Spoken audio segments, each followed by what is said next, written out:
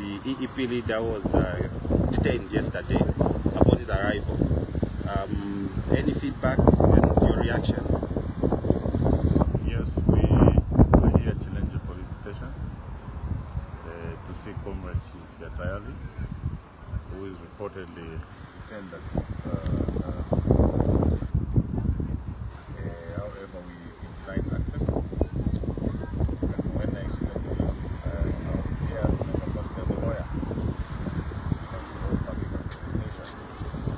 My client. I was still denied access.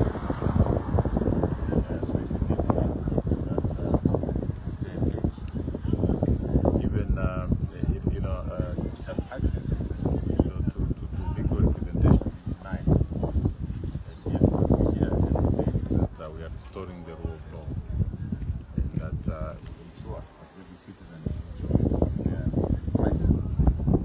This is not what we are seeing today. So going forward, I think that we will not stop to continue reminding the new Dawn government of many promises regarding governing this country as a rule of law. And at the same time, we will continue reminding the president of the statements that he continues to make regarding governing this country. At the same time, highlight certain omissions, certain influence we have today. And speaking as an opposition leader in the House, these are some of the challenges that we have, even when it comes to reading the Constitution.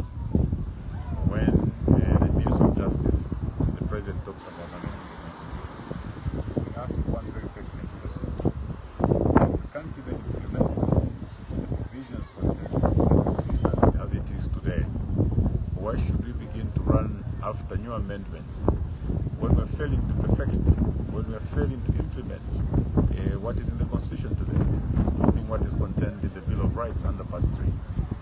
So the position really is that if one was to have any genuine and sound argument regarding legal reforms, and particularly constitution amendment, the starting point should be, are we fully implementing the Constitution as they stand today?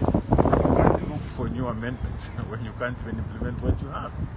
Yeah, so what we have, I think we have lawlessness in the country generally, where using institutions of governance, people are willingly, and freely disobeying the law. So we need to get to a place where those that are charged with the responsibility to implement the law do so diligently. When you speak to the fidelity of the law, if you want ordinary citizens to obey the law, those institutions that are charged with the responsibilities to implement the law must be the first ones to follow the law. So lawlessness starts when those that should implement the law do not follow the law, and the citizens will follow suit, and the result is a lot of lawlessness. So what we are seeing from police officers every day, Anti-Corruption Commission, the Drug Enforcement Commission, is just lawlessness. President Detained, I wish to appeal to you that in case you do not know, begin to listen to what the people have to say.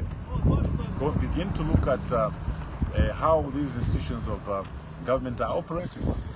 There is some design. We can see some golden thread through all of them. It's not by coincidence that every other day, each one of these institutions is doing something wrong. You can't have a situation like this, where be it SEC, DEC, the police, all these institutions that are expected to function within the law are breaking the law every day. So it's really a sad development. So Mr. Tayali has not yet been charged? He has not yet been charged. If you remember, the President has said many times that we will investigate before we arrest.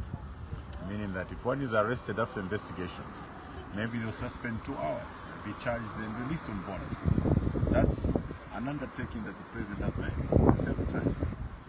So these are the questions that we normally ask. Who is telling the truth and who is not telling the truth? Or is it that the police do not obey the command of the commander-in-chief? Because the president is the commander-in-chief. And when he speaks, his commands must be obeyed. Who is to obey those commands? The police here at Chilenje are supposed to obey the commands of the president. But it seems that everybody is free to do whatever they want. It's policy. And yet the police, like we can see today, can just disobey that. They don't care. They want to hold on to Comrade Tayali for as long as they can. And yet the president said one will be held for only maybe 2 hours or so, be charged and released. The budget presentation today, expectation? Well, yes, this is a very important day today for us, and as you know, we have a number of concerns, within the nation. One of them is the high cost of living. We have concerns concerning the agriculture sector, the VC program. We have concerns regarding the cost of energy generally in the energy sector. And we also have concerns regarding the taxation in the mines. So our expectations from the Minister of Finance today, we want to be told that the government has had a relook at the mineral royalty taxes, where in the last year's budget they were made deductible, which resulted in a loss of 3 billion kwacha per year. And we want the government to say they've reversed this decision so that we can have that 3 billion kwacha per year. If we have that 3 billion kwacha per year, it will be very easy for government to entertain motions like the one that we had this week, where we had proposed that the student loans should be extended to private universities. I think with that kind of money coming from the mines, it will be possible to entertain motions such as those. At the same time, it should also be possible for government to look at subsidies in the energy sector. I don't believe that government should rule using the text and ignore the dynamics and the practical situation on the ground.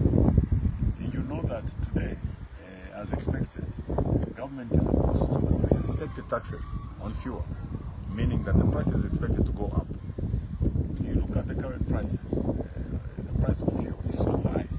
Now, a further increase in price of fuel will result in high prices of goods and services, and very few citizens will be able to afford. It's sad. Look, I was in Northern Province last week. Citizens have just stopped talking now. They feel they've talked enough and there's been no response. But our citizens out there are suffering. That's the truth on the ground.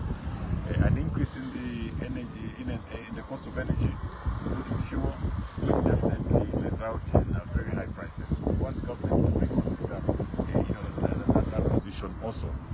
Yeah, so our expectations are very high, especially that the 8th National Development Plan was recently approved and ratified. The National Planning and Budgeting Act requires that yearly budgets are derived from the National Development Plan. Last year we had to just compromise. What was done last year was not correct because the 2022 budget was not based on any National Development Plan. By that time, the 7th National Development Plan had expired and the 8th National Development Plan had not yet come in. So the requirement of the law was that the budget should be anchored on a National Development Plan. So the 2022 budget was hanging. We compromised as parliamentarians. We had wanted to take it on, but we realized, look, our friends were just new in government, and I think it was not necessary to remain very technical, in providing those checks and balances. But this time, I think there's no excuse. We have the 8th National Development Plan, and we expect that this year's budget will be prepared according to the 8th National Development Plan. The bottom line, and I think what should be central to this year's budget should be reduction of the cost of living. Zambians first. I think that last year's budget put a lot of focus on foreign investors and others. We must get to a place where we prioritize Zambians. The poor Zambians must come first in this year's budget, such that all the policies that